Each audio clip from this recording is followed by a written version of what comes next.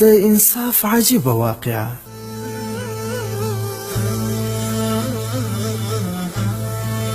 د هندوستان په کاندله ځای کې په یوه ځمکه باندې د مسلمانانو او هندوانو جګړه جوړه شوه. مسلمانانو ویل چې دا زموږ ځای دی او هندوانو ویل چې نه، دا زموږ ځای دی. د انګریزانو عدالت ته مقدمه لاړه.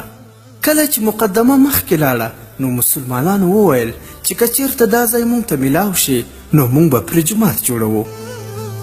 او هندوانو د مسلمانانو په ضد کې وویل چې که موږ ته دا ځای میلاو شي نو موږ به پرې مندر جوړوو. تر اوسه خبره د دوه انسانانو په مابین کې وه، لیکن د دې نه وروسته خبره اجتماعي جوړه شوه، تر دې چې یو طرف ته د مسلمانانو ډله وه او بل طرف ته د هندوانو ډله وه. اوس په ټول ښار کې د قتل او خون خرابي بازار جوړېدی شو. خلک هم حیرانه پاتې وو چې اوس به د دغې مقدمې څه نتیجه راوځي. انګریز جج هم پریشان و چې که چېرته صلح یا صفایي ونه شي نو ډېر زیات قتل او فساد به جوړ شي.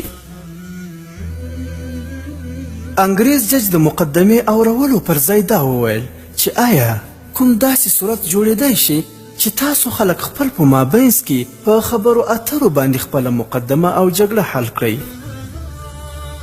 هندوان ورته وویل چې موږ به تا ته د یو مسلمان نوم واخلو، هغه به راتلونکي پیښې کې راوغواړې او د هغه نه به پوښتنه وکړې چې دا ځمکه د چا ده. که هغه وویل چې دا د مسلمانانو ځمکه ده نو د هغوی شوه، او که هغه دا وویل چې دا زموږ د هندوانو ځمکه ده نو بس بیا خو زموږ ده.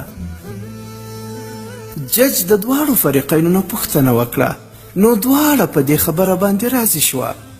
د مسلمانانو په زړه کې خو دا و چې هر څوک وي خو مسلمان خو به وي که نه، آخر د جومات جوړولو والا په حق کې به خبره کوي. بس انګریز فیصله وکړه او راتلونکي اولني تاریخ باندې د مقدمې اورېدو حکم وشو، او ورسره دا هم وویل شوه چې هغه نفر به هم تاسو حاضر کړئ په کوم باندې چې تاسو دواړه ډلې راضي یاست. اوس مسلمانان چې را بهر شوه نو ډېرې خوشحالۍ یې شروع کړې، ټول خلک یې ویرول او نارې یې شروع کړې.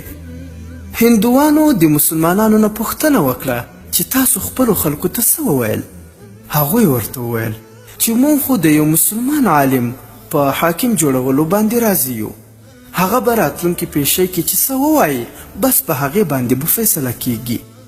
اوس د هندوانو زړونه مړه شوه او مسلمانان د خوشحالۍ نه په جامو کې نه ځایېدل، لیکن په انتظار کې وه چې په راتلونکي پیښې کې به څه کیږي. همدا و چې هندوانو د خپل ځانو له طرف نه د مفتي الهي بخش کاندهلوي رحمه الله نامه تجویز کړه، کوم چې د شاه عبدالعزیز رحمه الله په شاګردانو کې و. الله تعالی د تریختونی ژوند ورکړی و.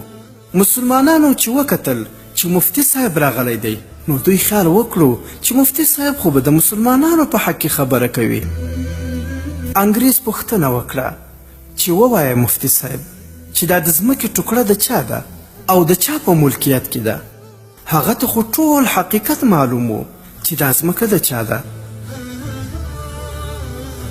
هغه جواب ورکړو چې دا ځمکه د هندوانو ده. اوس چې هغه وویل چې دا د هندوانو ځمکه ده نو انګریز بیا پوښتنه وکړه چې اوس آیا هندوان په دغې ځمکه باندې مندر جوړولی شي؟ مفتي صاحب رحمه الله ورته وفرمایل چې کله ملکیت د دوی دی نو د دوی خوښه ده چې که پرې کور جوړوي او که پرې مندر جوړوي. فیصله وشوه چې دا ځمکه د هندوانو ده، لیکن انګریز په فیصله کې یو عجیبه خبره ولیکله. د فیصلې کولو نه وروسته انګریز دا ولیکل چې نن مسلمانانو شکست وخوړ او اسلام وګټله. کله چې انګریز دا خبره وکړه نو هندوان وویل چې تا خو فیصله وکړه، اوس زموږ هم یوه فیصله واورئ. موږ اوس هم په دغه ځای باندې ټول مسلمانان کیږو او نن دا اعلان کوو چې اوس به په دغه ځمکه باندې زموږ په لاسونو باندې جومات جوړیږي. نو عقل خو ویل چې مفتي صاحب خبره بدله کړي، لیکن مفتي صاحب رحمه الله رښتیا وویل. نو رښتونی پروردګار په هغه ځای باندې جومات جوړ کړو.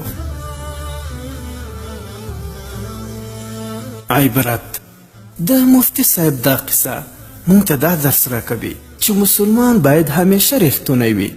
مسلمان باید چې دروغ ونه وایي، ځکه کله چې مسلمان رښتونی وي د هغه سره په هر وخت کې د الله جل جلاله مرسته او کومک وي. کله چې مسلمان دروغجن شي او دوکهبازه شي بیا د هغه سره د الله جل جلاله مرسته او کومک نه وي، بیا به هغه تل ذلیله او رسوا وي.